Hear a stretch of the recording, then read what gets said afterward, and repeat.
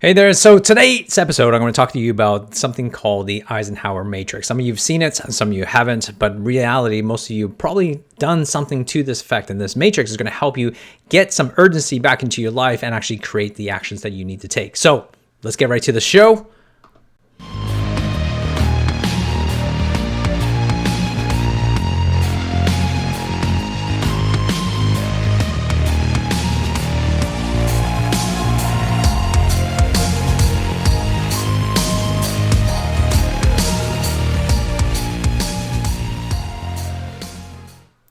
So here it is. I'm Lawrence Tam here, your Chiro coach. A couple of key things is that I want to remind you that if you haven't signed up for the bootcamp, the practice bootcamp, go to lawrencetam.com/bootcamp. That's lawrencetam.com/bootcamp, because that is a new event that I've created to help you try to transform your practice into a business. We all know how important business is, especially for what's coming up next. Let's face the facts. A couple of key elements in 2020 has been kind of a crazy year, no matter where you are in the world. And this has created some sort of urgency around making sure that we actually have a sustainable practice and a business moving forward, because oftentimes a practice is just a practice, but until you hit a crisis, that's when you met with some real challenges. When you meet some real challenges, that's when you really know what you're about and where the holes are. If you don't turn it into a business and make it profitable, you won't be able to earn enough to be able to help you move your cause forward, which is, I'm sure all of us got into chiropractic businesses and practices to move a cause forward, which is usually helping people and making sure that we're doing the right thing. So a couple of key elements is that what we want to do here is that we want to help you kind of do that. Go to Practice Bootcamp. That's what we're really doing. All right. So let's just kind of jump right into a couple of key elements. I find that during this period of time, I've been doing these 0 to 100 Academy in the Chiro Think Tank group. So if you haven't joined that, go to Chiro Think Tank. Go search on a Facebook group called Chiro Think Tank, because there's tons of stuff there. It's been super helpful to be going through the last 3 months with everybody who's been chiropractors and students from all around the world, learning, how to really become better in terms of practice and how to become better communicators, and more importantly, helping people. And so what I realized is that when I was going through this, when you talk to different chiropractors, is that what makes someone more successful and compared to someone else? And I think it really comes down to action. People who actually do work or implement those strategies typically will see results, and through those results, they will get the outcome they actually want. But on the side is that when people do take action, they're also going to come across failure. And failure is really important, because without failure, you're not going to learn. You're not going to have lessons, and you're not going to get the necessary information or data to help you change and modify to help you move forward. And this is a challenging thing that most people forget to want to actually have in their life, is that every action has benefits, but also has the downside of making sure that you may come across the lessons that you have to learn. So that's really important, that we actually have to go through that. And so I kind of looked through the characteristics of the people that do succeed and compared to the characteristics of the people that don't succeed. And the challenge I find is most people who do succeed is usually because they're focused on a couple of key elements. And those people who don't succeed come to a fact that they are usually in this, what I call this polarizing up and down. And what I mean by that is this: we're either usually human beings, typically, we're kind of in this feast or famine, which means that we know when things are going bad, like just say, let's go back 6-7 months, when things are really bad, we kind of go into this panic stage, and that usually kicks us to overwhelming and causes us to stress. And sometimes stress causes us to shut down completely, while other times, people use that stress and actually are able to kick them into gear and to do something about that. And so that's usually the plus side, the positive side of a thing, at least when things are going bad. But however, there's the other side. The flip side is when things are going really well. And some of them are, some people right now are doing fantastically well. Things are booming, things are going really well. Patients are coming in and really happy. And if anything, they're having their best quarter or best months ever.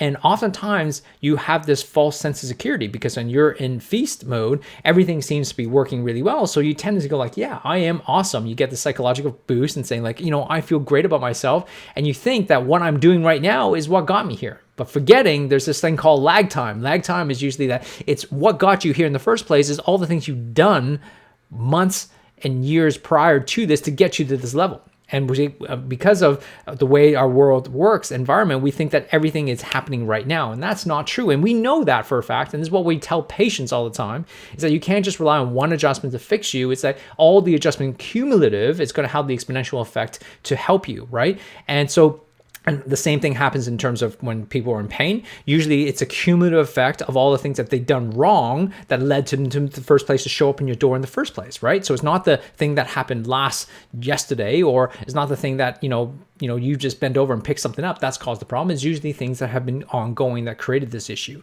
So this lag time is really powerful when it's in effect, but oftentimes we forget to apply that into our real life. So when we're going back to the feast and famine mode, when we're in feasting, when things are going really well, we've forgotten that, hey, we actually did work that got us here. And if we want to go there, which means that we're going to have to continue that path. What do we do typically? When things are going really well, we kind of take the foot off the pedal. We have lack of urgency. And so therefore, when we have lack of urgency, we typically don't do anything about it. And then we actually kind of just coast. And then what happens when we coast? Well, we have negative returns, and which means that we're kind of slowly declining. And when you slowly decline, it actually gets towards famine. And that's when you kind of go, oh crap, I better do something about this. And then you kind of go panicking. And what ends up happening is that we start to go through this phase of constantly fixing and fixing and fixing, but never actually moving towards building a business. And so this is where the strategy, I think, is really important when we start to look at the Eisenhower principle, matrix, because it reminds you of this whole matrix. And this is like, it looks like this. We all seen this to some extent. It's been called many different things. On the top, there's an urgent and non-urgent. Okay, so there's urgent task and there's non-urgent things. But there's also important and non-important things. Let me just take that signature off there. So non-important and important things. So when you put it into his matrix, what we're kind of doing is focus on a couple of key elements. When we're doing things that are urgent and important, versus usually when we're in a famine mode, when we're kind of panicking, right? When we hit the beginnings of COVID, we're like, oh crap, business could shut down completely. What do? So it's just urgent and important things. So what ended up happening, what we're doing, we kind of to this fixing mode, right? We got to fix things. We kind of just apply. And this is exactly what happens in practice. We kind of focus on all the things that are fixing rather than actually changing anything that matters. Now, of course, these are important, and I'm not suggesting they're not.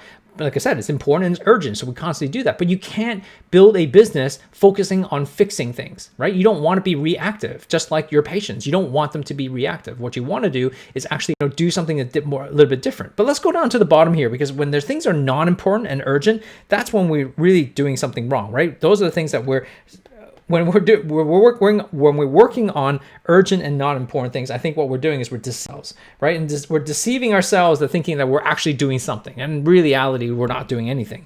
And the other side of things is that when it's non-urgent, right? It's not even urgent and it's not important. I think what we're doing is we're procrastinating. And so that's exactly what happens to us. And human beings are really good at that.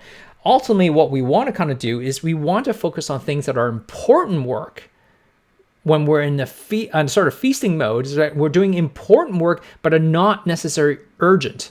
And that's when we do that type of work, we're progressing.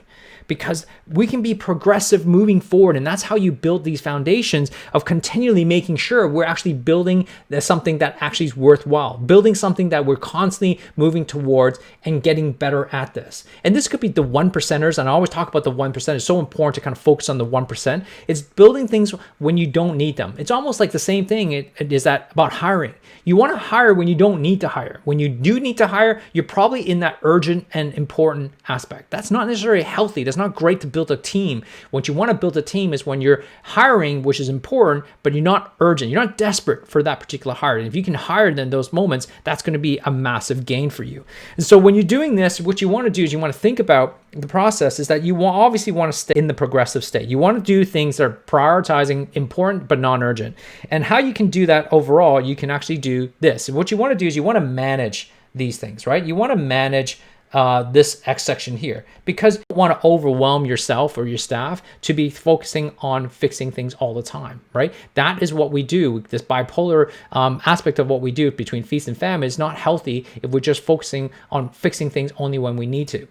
And so this is stuff, the deceiving part, we definitely want to avoid completely, right? And this procrastinating is obviously the limit. I mean, help it. We're human beings. We're always going to do some sort of procrastination.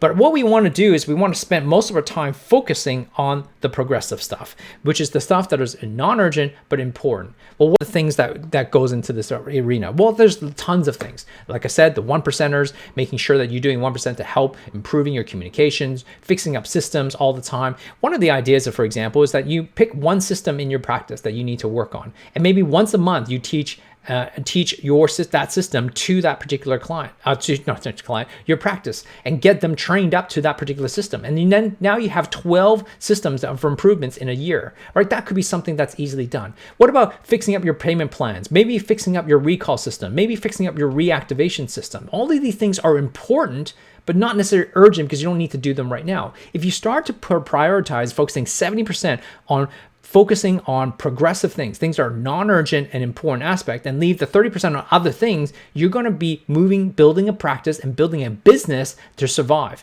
This is because the thing is that right now, when things are going really well for some of you, you might think everything's going to be like this forever. But you also got to remember that things are going really well right now, possibly because that no one else is spending money on anything else. Like they're not traveling, they're not spending anything on excess things. They're going to focus on their health because health is a priority in the moment. Well, what happens in maybe 6 months or 12 months time when we start to travel again, when they start to divvy up their budgets and realizing that maybe they're going to put health on a lower priority list? What happens then? Do you have a sustainable business that you can build out that is continually growing versus going, hey, it's going to grow, and then you've forgotten that you actually had to build something towards it and then it falls apart?